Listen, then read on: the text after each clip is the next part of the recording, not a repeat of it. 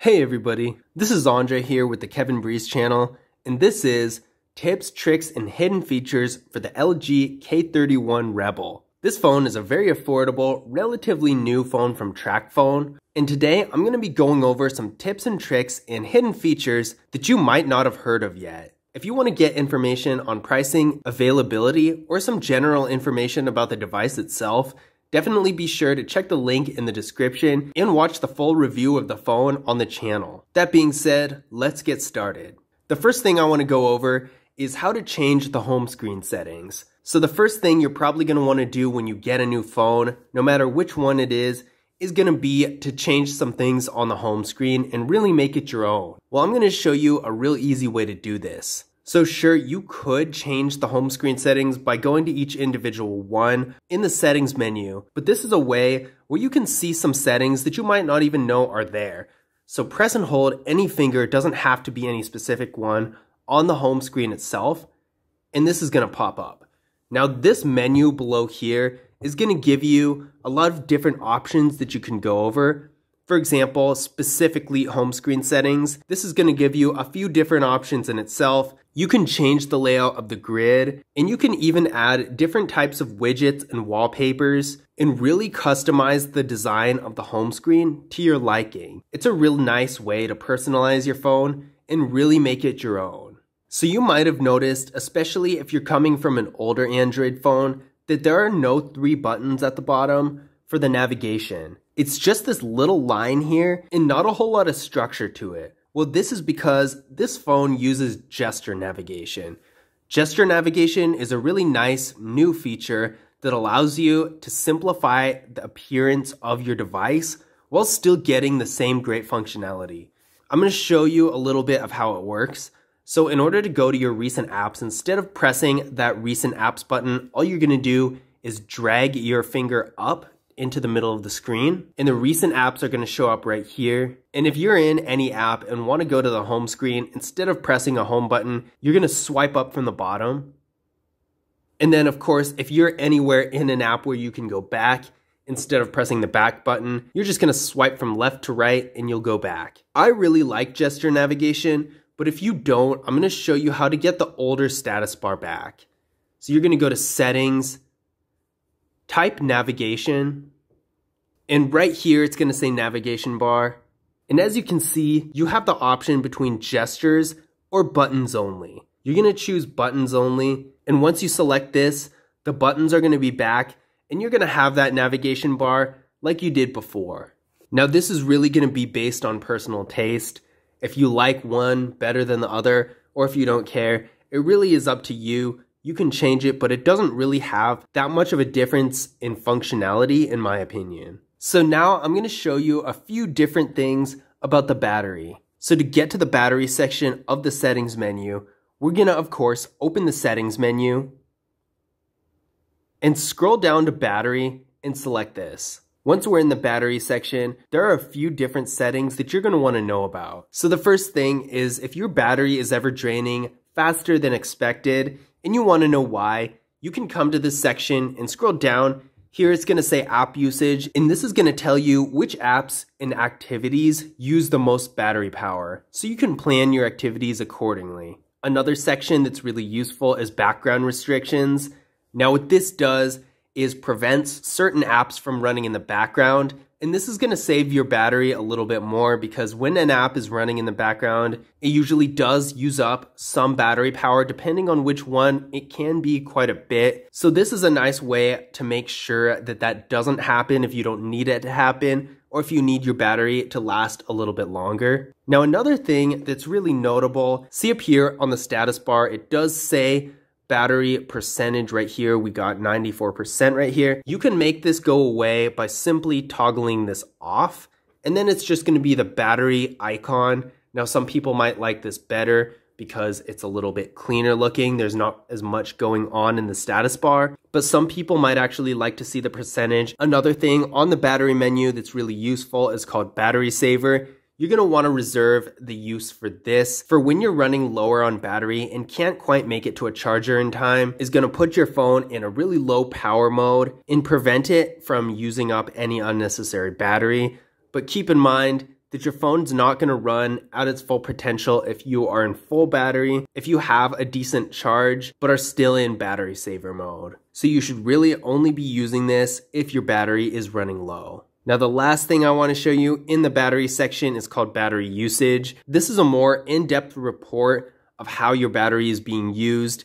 As you can see right here, it does show a little graph there of your battery usage, as well as every last detail on how the battery is being used on the phone. So again, if your battery is draining really fast, this is going to be a really useful tool to help you figure out why it's draining fast and how you have to change your activity pattern in order to optimize your battery life. The next thing I'm going to show you is how to change a few different security options on your phone. For example, right now, I don't have any screen lock on the phone, so all I need to do to unlock it is swipe up. But I'm going to show you how you can get a little bit more security on there. Unfortunately, this phone doesn't have a fingerprint scanner, but there are still some pretty decent options. So in the settings menu, we're going to select lock screen and security, and see where it says select screen lock. You're going to hit that, and you have the option between none, where with none, all you do is just press the power button and it automatically unlocks. Swipe, with swipe, you just need to swipe up and the screen is gonna unlock. The pattern is pretty cool. You can draw a little pattern on the screen and that's basically gonna be used as your password. And then PIN is 4 numbers and password, of course, is just a longer version of the PIN. So I'm not quite sure why you would use that unless you want something super complex. But these are our security options for this phone. If you do want to have more of a minimal amount of security, but still some so someone can't just take your phone and unlock it, then the pattern is definitely a nice option. Because even though it's a little bit easier to crack, it's not going to be like having nothing.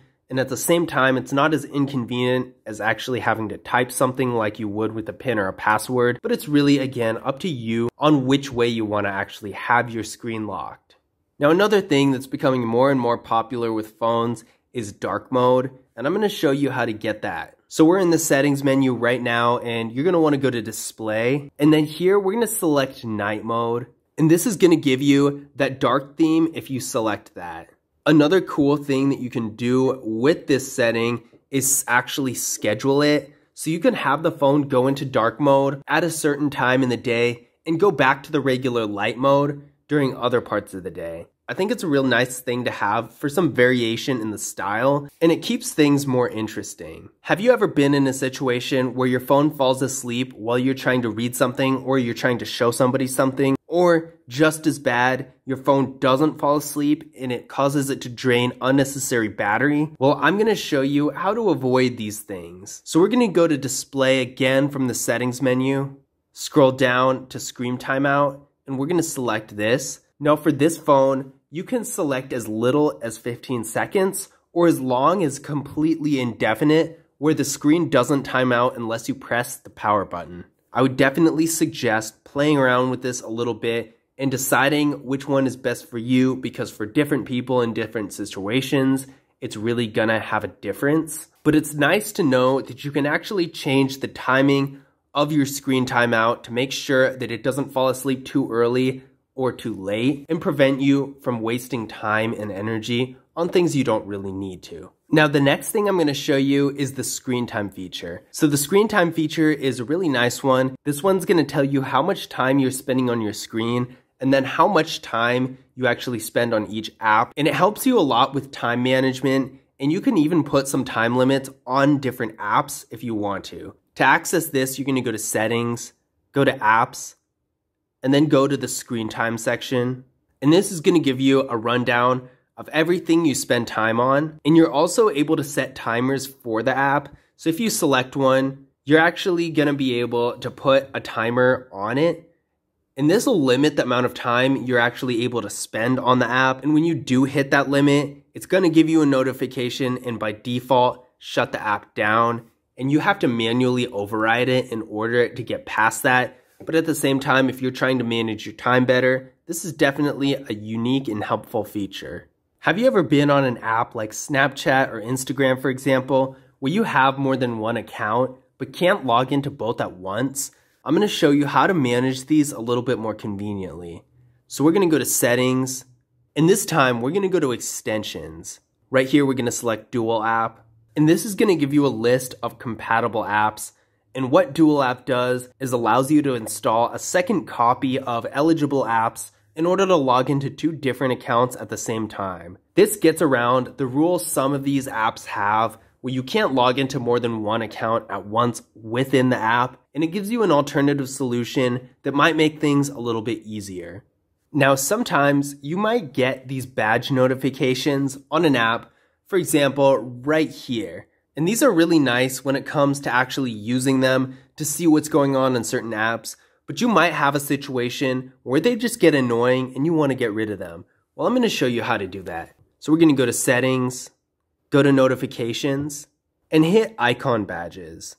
This is going to give you a few different options. So by default, it's set to show with number. You can also show it without a number, and you can hide it altogether. This is really nice because it gives you some different ways to actually display the notifications however you feel is the best way. So right now I did set it to show without number, and now this is what shows up instead. I think this is pretty cool. I don't really see this in a lot of phones, so it's nice to have it on this one. But this is tips, tricks, and hidden features for the LG K31 Rebel. I hope you guys enjoyed the video, and hopefully you learned something new as well. If you did, definitely be sure to leave a thumbs up and subscribe. And as always, I'll see you guys in the next video.